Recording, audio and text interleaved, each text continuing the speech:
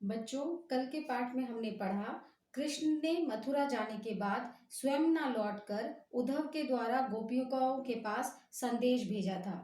उद्धव ने निर्गुण ब्रह्म यानी कि योग का उपदेश देकर गोपियों की विरह वेदना को शांत करने का प्रयास किया था। गोपिकाएं ज्ञान मार्ग की बजाय किस मार्ग को पसंद करती हैं? प्रेम मार्ग को। इस कारण उन्होंने उद्धव के संदेश को पसंद नहीं किया और यही कारण है कि उन्होंने उद्धव पर व्यंग बाण छोड़े और उन्होंने कहा और ये शिकायत की कि यदि उद्धव कभी तुमने स्नेह के धागे में बंधे होते तो विरह की वेदना की अनुभूति तुम अवश्य कर पाते। यानी व्यंग के माध्यम से उन्होंने उलाहना दिया किसको? उद्धव को। बच्चों, आज के पाठ में हम दूसरे पद की ओर बढ़ रहे हैं। सूरदास के पद का दूसरा पद है, मन की मन ही मांझ रही, कहिए ज्ञान कौन पे उधो, ना ही परत कही। पहले हम इन दो पंक्तियों का ध्यान से देखेंगे। मन की मन ही मांझ रही, ये गोपिकाएं उद्धव को कहती हैं कि तुम हमें योग की बात बताते हो, लेकिन उससे पहले ये सुनो कि किस तरीके से हम अपने अंदर वेदना को झेल रही हैं। हमारे अंदर हम कृष्ण को प्रेम करती हैं, इस बात की अभिलाषा मन की मन ही में मांझ रही, मन के अंदर ही समाहित रह गई। ये अभिलाषा हम किसी को बता नहीं पाए कि हम कृष्ण से प्रेम करते हैं। कहिए जान कौन पे उधो, नहीं परत कही। हमें समझ नहीं आता कि हम अपने इस प्रेम का इजहार, प्यार का इजहार कैसे करते और कैसे लोग इस तरीके के प्यार के इजहार को कर पाते हैं। कहिए जान कौन पे उधो, हे उद्धव कैसे हम बताएं कि हम उनसे कितना प्यार करते हैं। ये बोलने का तरीका हम समझ नहीं पाए, ना ही परत कही, हम समझ नहीं पाए। अवधि आधार आस आवन की। अवधि आधार, अवधि मीन्स समय, आधार मीन्स एक बिंब, यानी कि अवधि आधार एक समय, उस टाइम पीरियड। अवधि आधार आस आवन की, आस मीन्स आशा, होप, आवन की आने की, किसके आने की? श्री कृष्ण के आने की। फिर से सुन लो, उद्धव से कह रही है कौन? गोपिकाएं कह रही हैं अवधि आधार, कई समय से हम सोच रहे हैं और ये आशा रख रहे हैं कि कृष्ण आएंगे। तन मन व्यथा सही, इसी कारण से हमने तन और मन की व्यथा को हम सहते रहे। किसकी व्यथा को? तन और मन की व्यथा को हम सहते रहे। अब इन जोग संदेशनु सुनी सुनी, अब यहाँ पर कहती हैं हमने न जाने कितना समय बिता दिया इस आस में कि कृष्ण आएंगे, लेकिन जब तुम जोग की बात करते हो, जोग यानी कि योग की बात करते हो, तुम कहते हो कि कृष्ण तुम्हारे अंदर है, कृष्ण तो को हम निराकार रूप में प्राप्त कर सकते हैं, ये योग की बड़ी बड़ी बातें सुनी सुनी बिरहनी बिरह दही की। क्या बोल रहे हैं? बिरहनी बिरह दही, यानी कि विरह की जो अग्नि है वो और ज्यादा धधक जाती है और ज्यादा बढ़ जाती है। देखो, विरहनी का अर्थ यहाँ पे लिखा है मैंने, वियोग में जीने वाली। विरह दही मतलब वियोग में जल रही है। क्या कहती हैं यहाँ पर?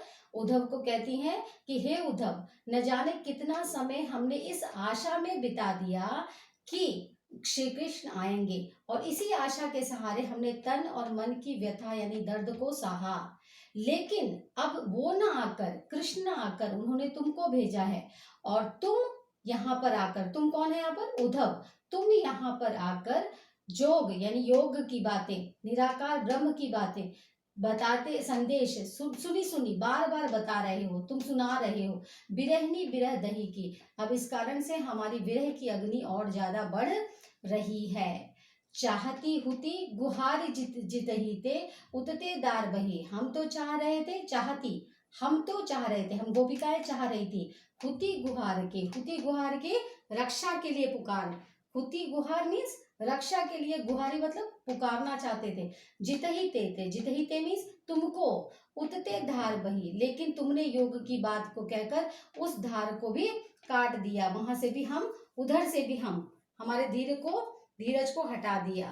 सूरदास अब धीर धरई क्यों, मर ज्यादा न रही।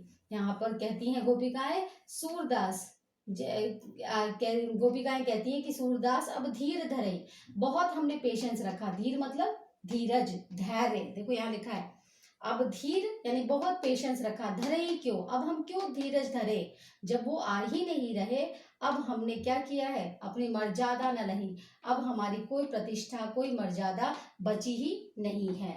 मर्यादा मीन्स मर्यादा, और प्रतिष्ठा बची ही ना रही मीन्स बची ही नहीं है। फिर से बच्चों एक बार फिर से सुन लो, मन की मन ही मांझ रही। यहाँ पर गोपिकाएं उद्धव से कहती हैं, हमारे मन की अभिलाषा मन में ही रह गई, कहिए जान कौन पे उधो नहीं परत कहीं। सेकंड लाइन, हम कई तसपार सोचते ही रह गए कि हम अपने प्यार का इजहार श्री कृष्ण से करें, लेकिन हम कर नहीं पाए। अवधि आधार आस आमन की, समय समय पर हमें ये आशा रही, अवधि आधार लिखा हुआ है यहाँ पर, समय और आधार, हमें आस, आस यानी आशा रही, आवन की मतलब कृष्ण आएंगे, तन मन बिथा सही, और इस उम्मीद पर, इस आशा पर कि श्री कृष्ण आएंगे, हमने तन और मन की व्यथा को सहा। अब इन जोग संदेश सुनी सुनी, लेकिन जब तुम हे उद्धव उनका योग की संदेश, निराकार ब्रह्म की बातें संदेश सुनाते हो, सुनी सुनी तो बार बार सुनते हैं हम, तो विरहिनी विरह दही, हमारे विरह की आग और ज्यादा बढ़ जाती है।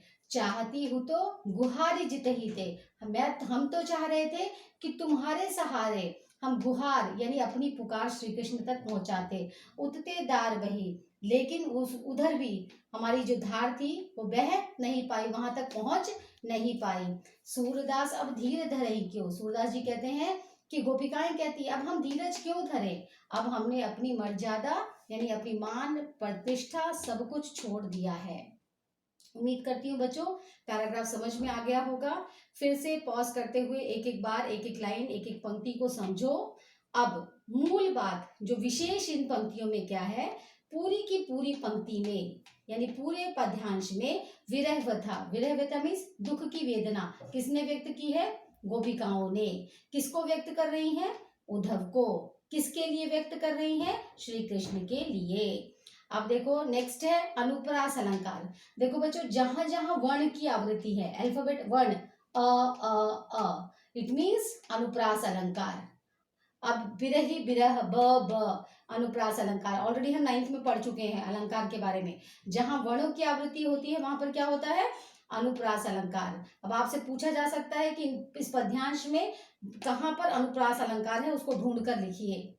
फिर आता है हमारा पुनरुक्ति प्रकाश अलंकार। पुनरुक्ति प्रकाश अलंकार मतलब क्या होता है, जब हम कभी भी किसी वर्ड का रिपीटेशन देखते हैं, फॉर एग्जाम्पल हियर सुनी सुनी, सी हियर सुनी सुनी, सुनी सुनी में पुनरुक्ति प्रकाश मतलब two words same type of words repetition is there, it means पुनरुक्ति प्रकाश अलंकार। वियोग श्रृंगार रस के बारे में भी हम पढ़ेंगे। इसमें श्रृंगार रस के दो भाग होते हैं, संयोग श्रृंगार और वियोग श्रृंगार। वियोग श्रृंगार में नायिका और नायक में विछुड़न होता है, इसलिए वहां पर क्या है, वियोग श्रृंगार। तो पूरी की पूरी पंक्ति में वियोग की अवस्था को कौन झेल रही है, कौन झेल रही है यहाँ पर, गोपिकाएं। किसके वियोग में, श्री कृष्ण के, इसलिए यहाँ पर कौन सा श्रृंगार रस है, वियोग का श्रृंगार रस।